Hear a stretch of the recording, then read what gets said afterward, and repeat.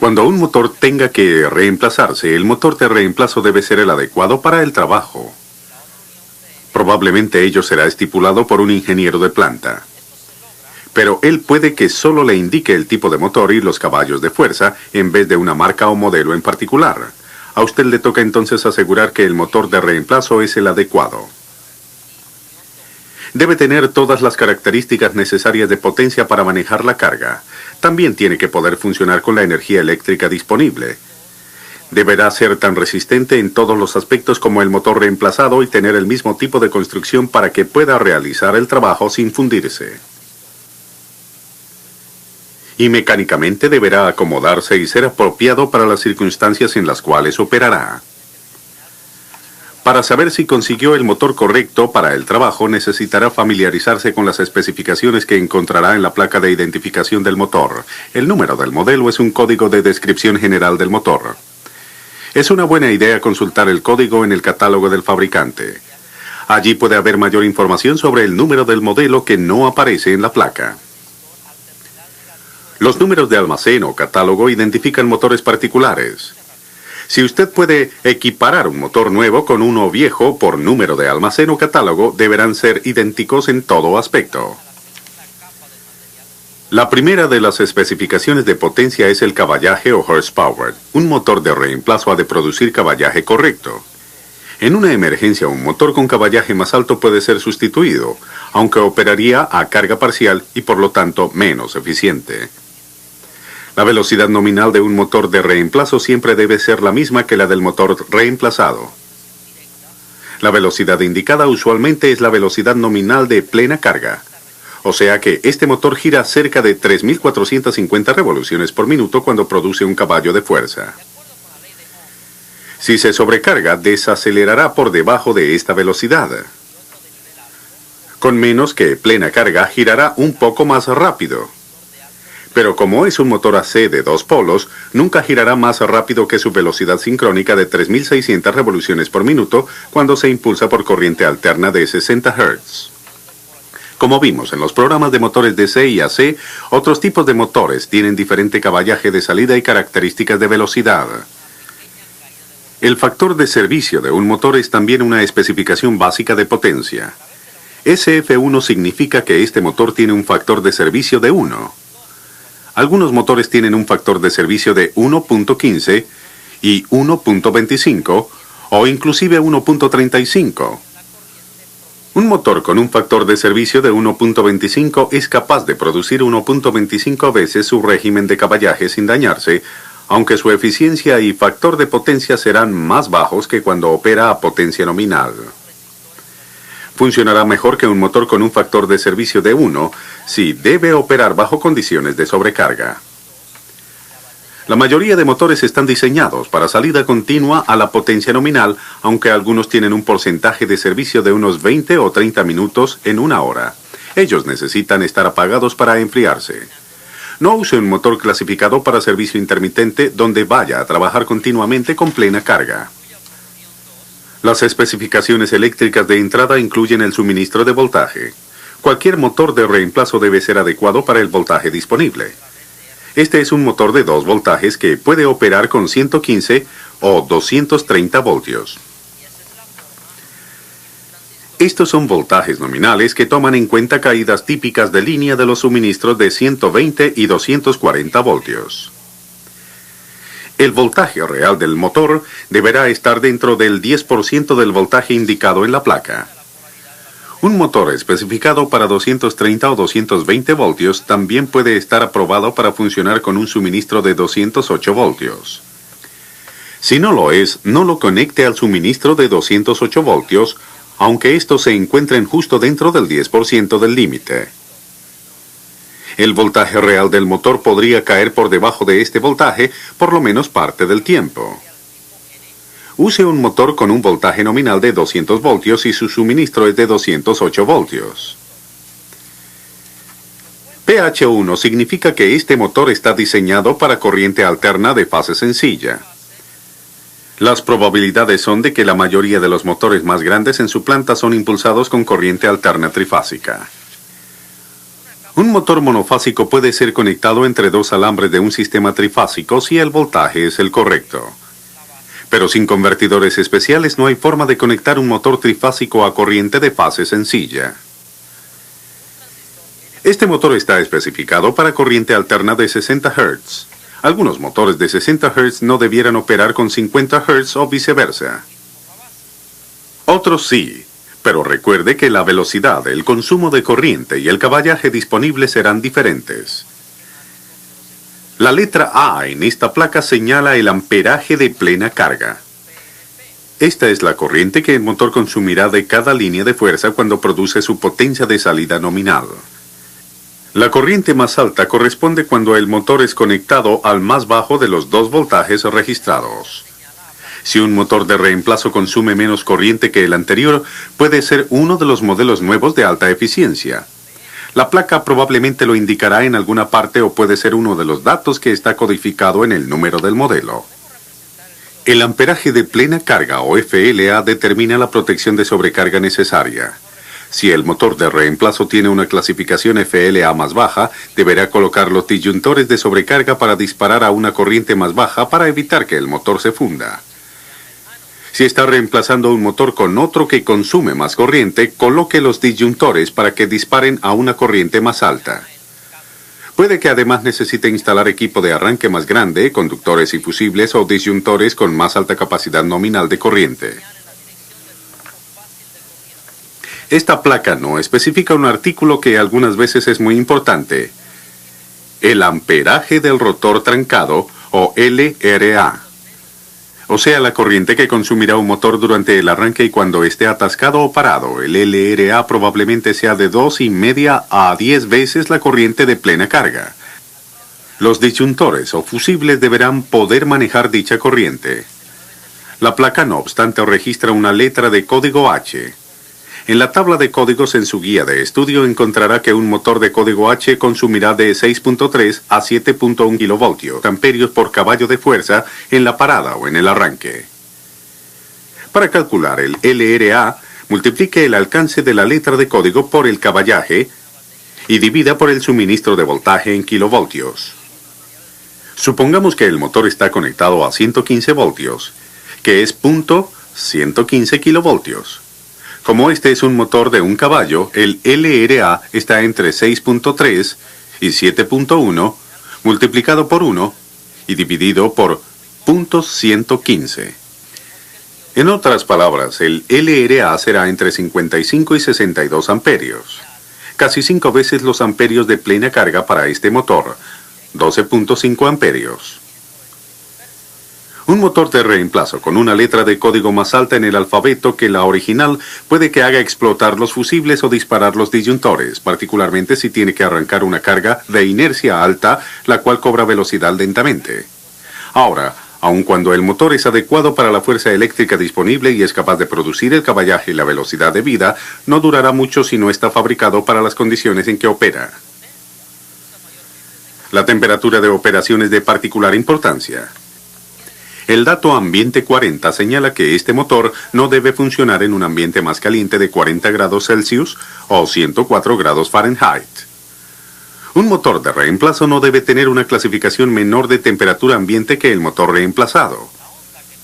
Cualquier motor en operación es mucho más caliente internamente que la temperatura ambiente que lo rodea. El aislamiento de los alambres debe soportar el calor. La mayoría de las placas ahora incluyen especificaciones sobre la clase de aislamiento del motor. Este motor de clase B puede funcionar continuamente a una temperatura interna tan alta como 130 grados Celsius o 266 grados Fahrenheit, sin daño al aislamiento. Usted puede reemplazar un motor por otro con clase más alta de aislamiento. En otras palabras, puede utilizar un motor de clase F en lugar de uno o con aislamiento de clase B. Pero no al contrario. Particularmente en motores antiguos, usted puede que vea una proporción de aumento de temperatura en vez de una temperatura ambiente y grado de aislamiento. No reemplace un motor por otro que tenga menor especificación en el aumento de temperatura. Esta placa indica que el motor tiene protección térmica incorporada. Hay un termostato o botón limitador de alta temperatura que abrirá para apagar el motor si éste se calienta demasiado. La M significa reposición o reset manual, lo cual quiere decir que una vez que el termostato se abre, habrá que manualmente empujarlo para que el motor pueda funcionar de nuevo. Usted puede encontrar un motor con sobrecarga térmica que funciona automáticamente. Esto puede ser peligroso en algunas situaciones, pues el motor puede arrancar de nuevo sin aviso, una vez que se haya enfriado. No reemplace un motor de funcionamiento manual por uno automático. Carcasa abierta es la especificación del fabricante para indicar el tipo de cubierta del motor. Este es un motor abierto, lo cual quiere decir que es un motor abierto al aire. Un ventilador interno en el eje atrae aire por un lado y lo empuja hacia afuera por el otro. Esta clase de motor se debe usar solo donde el aire es limpio y seco. Si un motor abierto está especificado como a prueba de goteo, la lluvia vertical no penetrará. Sin embargo, líquido salpicado y lluvia oblicua de 15 grados o más a la vertical sí puede entrar y causar problemas. Motores abiertos a prueba de salpicaduras ofrecen más protección contra salpicaduras de líquidos. No reemplace un motor a prueba de salpicaduras por uno abierto a prueba de goteo o de propósito general, a menos que esté protegido de alguna otra forma. En ambientes sucios o húmedos, un modelo totalmente cerrado debe ser usado. Existen varios tipos.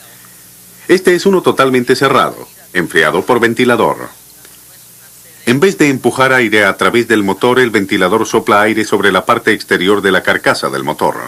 Sin el ventilador, un motor totalmente cerrado no se ventila y depende de la convección del aire para retirar el calor de la carcasa.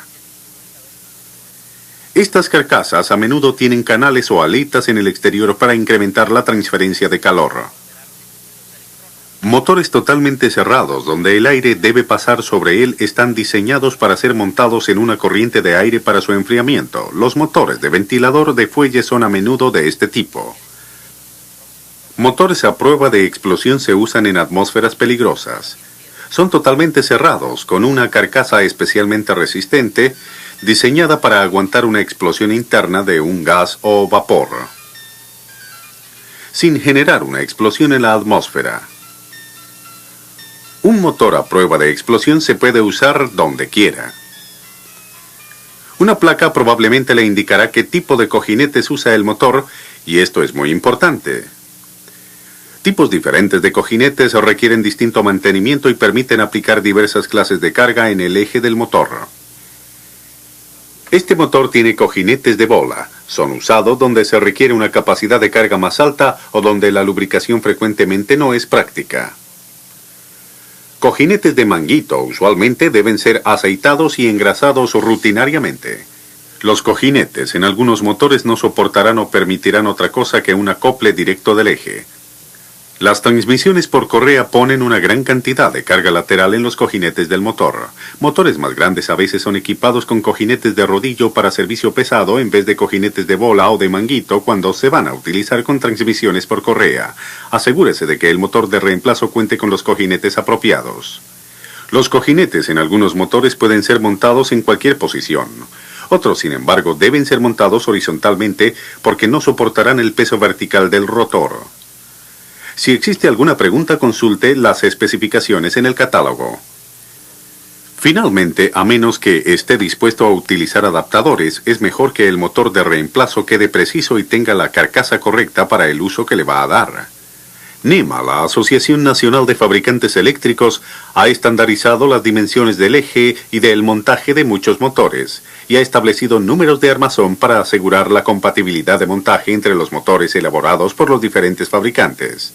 Este motor tiene un armazón NEMA 56. Todos los motores con armazón 56 tienen un eje de 3,5 pulgadas sobre la base, y 4 agujeros de montaje localizados como se muestra con respecto al eje. El eje mismo es de 5/8 de pulgada de diámetro y tiene una longitud y una ranura de tamaño demostrado. Las otras dimensiones del motor, su longitud y diámetro, no son especificadas. Muchos motores pequeños de todas clases, monofásicos, trifásicos y DC, tienen armazón 56. La mayoría de ellos cuentan con un caballo de fuerza o menos.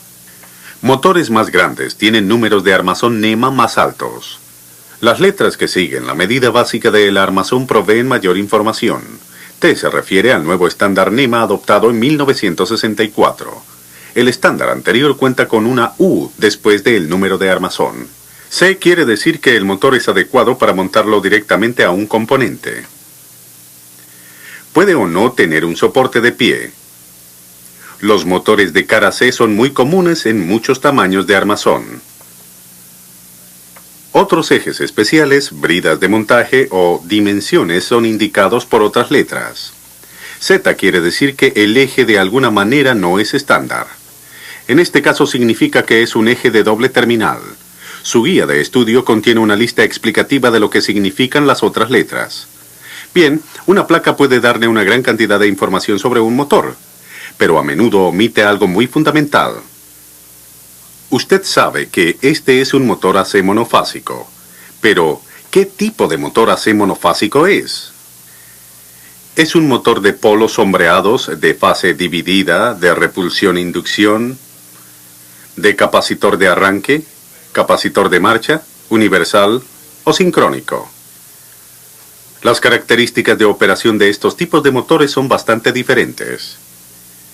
El capacitor sencillo en la parte superior de este motor lo identifica como un motor de inducción de capacitor de arranque común. Usted debe conocer sus motores y nunca reemplazar un tipo por otro. Como los motores AC monofásicos, los trifásicos pueden ser de varios tipos. La placa claramente identificará los tipos menos comunes, como aquellos de rotor devanado. Los motores trifásicos de inducción estándar vienen en 4 diseños NEMA: A, B, C y D, con diferentes curvas de torsión y corriente. Los motores DC también vienen en diferentes tipos. Un motor devanado en derivación tiene características de operación radicalmente diferentes a los motores en serie, compuestos o de imán permanente. No reemplace un tipo por el otro. A menudo los motores DC son equiparados con sus controles y deben ser reemplazados con el mismo motor del mismo fabricante para que trabajen bien. Ahora, una vez esté seguro de que el motor de reemplazo es el correcto, necesita instalarlo correctamente. Asegúrese de que el circuito de potencia esté cerrado y bloqueado antes de tocar cualquier cable. Conectar las líneas de energía al motor apropiadamente es crítico. Una adecuada conexión a tierra, ya sea por medio de un alambre a tierra o por el conducto, es muy importante para la seguridad. Usualmente hay un diagrama en la placa o en el tablero de terminales que especifica las conexiones para diferentes voltajes, velocidades y dirección de rotación. Asegúrese de aislar las puntas de los alambres sin utilización. Estos probablemente tendrán voltaje cuando el motor esté prendido y no deben hacer corto con el armazón o uno con otro. Revise cuidadosamente sus conexiones y asegúrese de que el motor gira en la dirección correcta antes de conectarlo a una carga que podría ser perjudicada por una rotación contraria. Siga el procedimiento de alineación adecuado para evitar vibraciones y cargas excesivas en los cojinetes del motor.